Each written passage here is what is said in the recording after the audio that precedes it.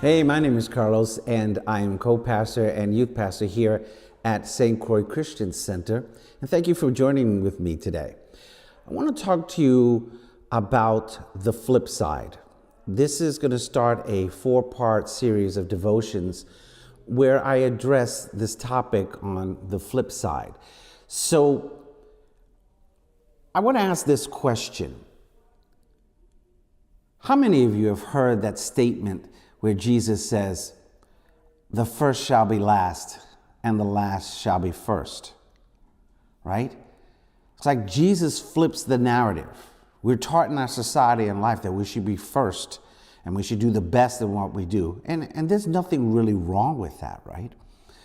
But it's not always about being first. As a matter of fact, if you know anything about the journey of Christianity, you would know that it's not about being a sprinter. It's more about being a marathon runner and keeping to it and sticking with it until you get to the finish line and cross that finish line. Or how many of you have ever heard the statement of how God will use the weak to confound the wise? Basically using someone that most people wouldn't think to listen to or to be beholden to, actually getting the attention because they're speaking truth, or whatever the case may be, right? We've seen it from time and time again. Sometimes this little small person that nobody wants to pay attention to has the greatest message to share. And so the teachings of Jesus were very countercultural. They flipped the narrative of what happened in society. And so Jesus was very flip side, so to speak, than some of the ideas that our world has. Which gets me to the introduction of this series, The Flip Side.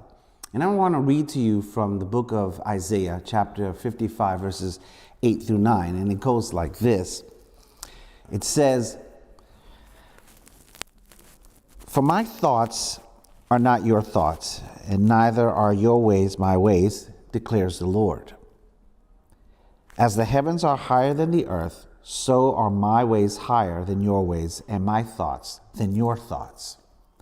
Now, I heard this a lot when I was a kid at Sunday school, so I got it. I said, okay, so obviously God is higher than us, he's bigger, and he doesn't think the way we do, and his ways of how he does things is different of how we do things. And so what's interesting about this is going to set the tone for the other 3 parts of this devotional series, because this has a common thread on 3 of the things that I want to share with you in the future. Because the way God does things is completely, almost really in some ways, and the way he thinks about things and the way he does things is opposite of what we would do in our own conventional wisdom. As a matter of fact, I want to draw your attention to the word way and to the word thoughts, as he mentions it 2 times in the text, right? And the Hebrew rendering of the meaning for the word way, I think the word, if I pronounce it correctly in the Hebrew, is derech. And derech is a Hebrew term that signifies a road, a path, a journey. It indicates not just physical travel, but the ethical and practical habits of human conduct, which are tainted by sins, in contrast to God's holy actions. So in other words, we have our ways, you have your ways, right? But then God has his way. God has his road, his way. And this is why we're encouraged to walk with the Lord, because then his way becomes our way and his thoughts become our thoughts. Separate from God, the ways that we do things and the thoughts that we have are actually in direct contradiction to him, right? So to be able to do things in the vein that he would have us to do it, we have to be able to trust the Lord to do those things. And I think that's the big thing, is that a lot of times we see God move in some things in our lives, in circumstances and events, and it's hard to understand how God does it, but he does it because he's God, and his ways are not our ways, and his thoughts are not our thoughts. So he's got a whole different thing going on with that. That word thoughts, by the way, and I'm not going to try to do justice to the Hebrew pronunciation, but I think it's makash haba, I think, from what I see here. And the word thoughts in the original Hebrew refers to the plans and purposes. It encompasses the way plans are conceived and how we understand the world.